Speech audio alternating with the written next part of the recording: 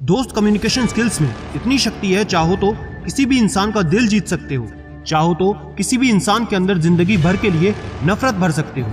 Communication skills में इतनी शक्ति है कि आपके दिल के गहरे से गहरे जख्म भी भरे जा सकते हैं, और इतनी भी शक्ति है कि किसी खुशहाल इंसान की जिंदगी को तबाह किया जा सकता है। कम्युनिकेशन स्किल्स का प्रभाव हर किसी क्षेत्र में होता है, चाहे आप दुकान चलाते हो, चाहे आप रिश्ते में हो, चाहे आपका परिवार हो, चाहे आप भारत के सबसे उच्च कार्य सेवा IAS में भर्ती होना चाहते हो, वहाँ भी इसका प्रभाव होता ही होता है। तो आज हम डिटेल में इसके बारे में चर्चा करने वाले हैं, तो वीडियो को बहुत ही ध्यान से आखिरी तक देखना। लास्ट में कुछ प्रश्न पूछे जाएंगे, उसका जवाब भी जरूर देना है। दोस्त, जितना हम सारा दिन में बोलते हैं, यदि उसका हम 90% ना भी बोले तो भी हमारा काम चल जाएगा। जो इंसान बहुत ज्यादा बोलता है, सब उससे दूर भागते हैं। आप किसी के भी पास बैठे हैं, उसकी बातें सुननी पड़ेंगी। उतना बोले जितना लोग आपको सुनना चाहें। मौन में बहुत ताकत होती है।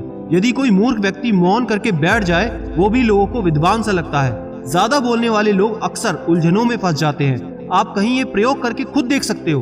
कहीं 4 लोग आपस में बातें कर रहे हो, वहाँ आप खड़े होकर सिर्फ उनकी बातें सुनना और खुद कुछ मत बोलना। थोड़ी देर में आपको लगेगा कि कितनी फालतू की बातें कर रहे हैं ये सब लोग, कोई मतलब नहीं इन लोगों की बातों का। और जब आप खुद भी उनके साथ बातों में लग जाते हैं, तब आपको पता ही नहीं चलता कि आप स्वयं भी व्यर्थ की बातें कर रहे हैं। हमें चाहिए अपनी बोलचाल को थोड़ा संयमित करें और सभ्य भी करें। जितना हम बोलते हैं, हमें उतना बोलने की जरूरत भी नहीं। जरूरत से ज्यादा इनका प्रयोग करोगे तो आपको परेशानी का सामना करना ही पड़ता है। सबसे पहले हमें अपनी कम्युनिकेशंस को बेहतर करने के लिए शब्दों का प्रोनाउंसिएशन यानी बोलने की कला को विकसित करना चाहिए, जिसके लिए हमें प्रतिदिन कम से कम आधा घंटा किताब पढ़नी चाहिए, अखबार पढ़ना चाहिए, वो भी बोल बोल कर। इसके अलावा हमको रेगुलर बेसिस पर अपनी 2 से 3 मिनट की एक वीडियो बनानी चाहिए, जिसका शीर्षक कुछ भी हो सकता है। उसको बनाने के लिए आपको कोई DSLR या बड़े कैमरे की जरूरत नहीं है।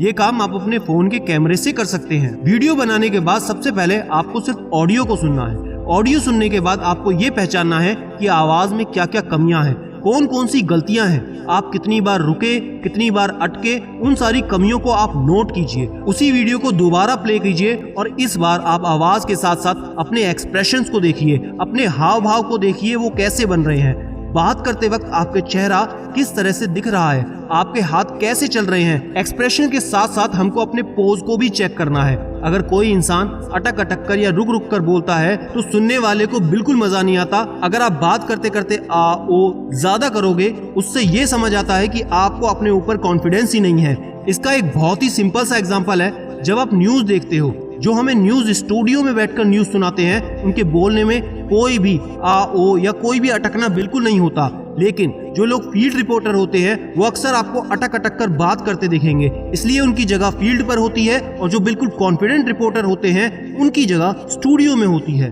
दोनों ही न्यूज दे रहे हैं, लेकिन दोनों के बोलने का फर्क की वजह से ही दोनों की पोजीशंस अलग अलग है। जैसे ही आप ये सब प्रैक्टिस करेंगे, उसके बाद इस प्रैक्टिस को आपको अपने परिवार से बात करते समय और साथ ही बाहर अपने दोस्तों या अजनबियों से बात करते समय इसकी प्रैक्टिस करनी है। इसके अलावा आप अपनी वाणी को बेहतर बनाने के लिए प्रतिदिन हमिंग या मंत्रों का उच्चारण कर सकते हैं। जो व्यक्ति हमिंग या मंत्रों का उच्चारण रेगुलर बेसिस पे करता है, उसकी आवाज और भी ताकतवर होती है और बुलंद होती है। दोस्तों, आज की वीडियो के लिए इतना ही। वीडियो को लाइक करके कमेंट में मुझे बताएं कौन कौन सी चीजें इस्तेमाल करके अपनी कम्युनिकेशंस को बेहतर बनाने वाले हैं। और याद रखना, मैं हूं सिद्धांत शर्मा, कोई है या नहीं, मैं हमेशा आपके साथ हूं। Be happy and stay motivated with सिडीमेनिया।